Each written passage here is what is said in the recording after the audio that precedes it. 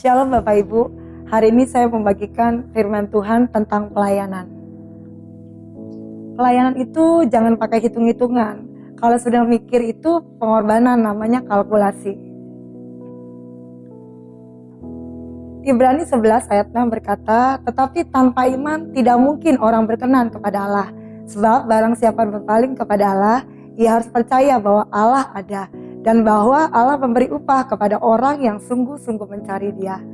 Memang repot mendapati orang yang model ini. Ngapain aja hitung-hitungan, hitung untung rugi. Pelayanan adalah wujud dari kasih kita kepada Tuhan dan sesama. 1 Petrus 1 ayat 18 sampai 19 berkata, sebab kamu tahu bahwa kamu telah ditebus dari cara hidupmu yang sia-sia yang kamu warisi dari nenek moyangmu. Itu bukan dengan barang atau emas, melainkan dengan darah yang mahal, yaitu darah Kristus yang sama seperti darah anak domba yang tak bernoda dan tak bercacat. Bila bukan karena kasih-Nya pada kita, tidak ada satupun dari kita yang selamat. Dengan darahnya Yesus sudah menebus kita. Jadi perbuatan baik kita tidak dapat menyelamatkan kita, hanya darah Yesus yang dapat menyelamatkan kita. Firman Tuhan berkata dalam Galatia 3 ayat 13 sampai 14 berkata, Kristus telah menebus kita dari hukum Taurat dengan jalan menjadikan kutuk karena kita. Sebab ada tertulis, terkutuklah orang yang digantung pada kayu salib. Yesus Kristus telah membuat ini supaya di dalam Dia berkat Abraham sampai kepada bangsa-bangsa lain, sehingga oleh iman kita menerima roh yang telah dijanjikan itu. Bahkan rela mati di atas kayu salib Tuhan untuk menanggung dosa kita, menurut dosa saya dan saudara semua. Oleh karena itu kita dimerdekakan dari segala kutuk agar berkat Abraham bisa dialami dalam hidup kita. Lukas 17 ayat 17 sampai 18 berkata, lalu Yesus berkata, bukankah ke-10 orang tadi semuanya telah menjadi tahir? Di manakah orang yang 9 orang itu?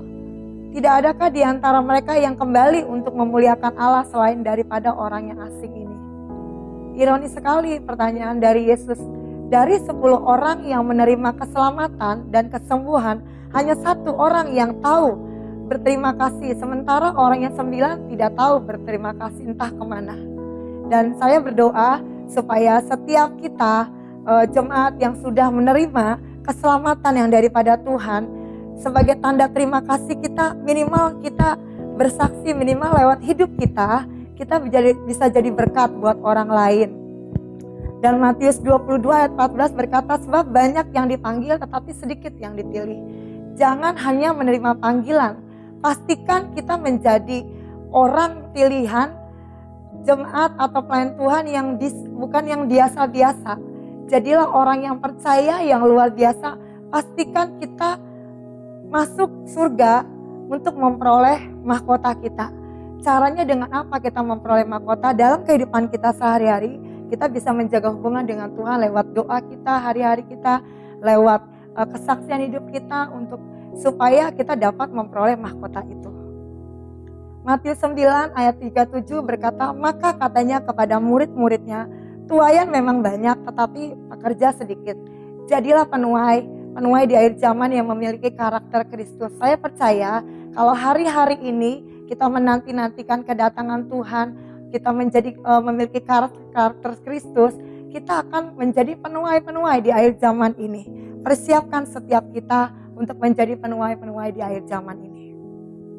Matius 9 ayat 35 sampai 36 berkata, demikianlah Yesus berkeliling ke semua kota dan desa.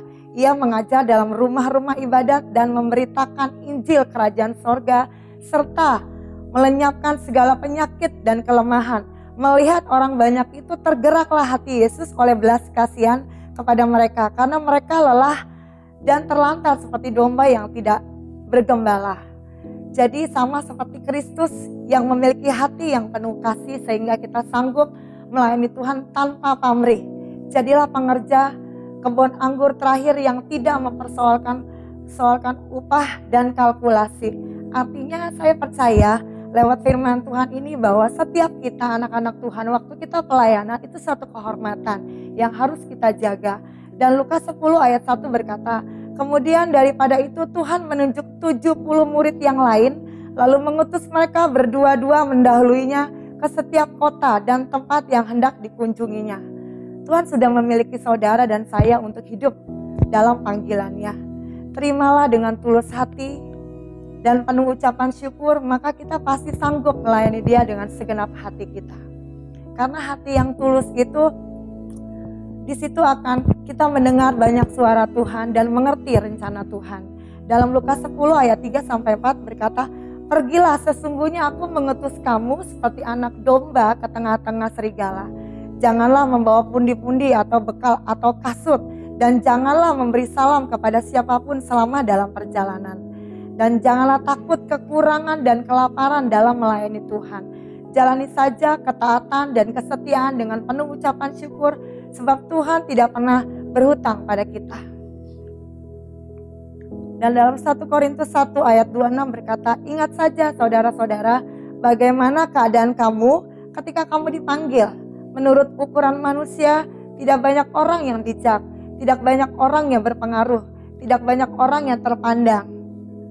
Tidak banyak orang yang terpandang, tetapi apa yang bodoh bagi dunia itu dipilih Allah untuk memalukan orang-orang yang berhikmat, dan apa yang lebah bagi dunia dipilih Allah untuk melakukan apa yang kuat. Saya percaya firman Tuhan ini memberkati setiap kita lewat apa yang saya bagikan hari ini mengenai pelayanan.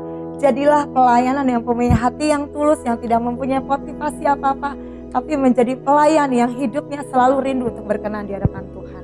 Terima kasih. Saya percaya apa yang saya bagikan jadi berkat dan menjadi kekuatan buat semua yang melihat firman Tuhan hari ini. Tuhan Yesus memberkati.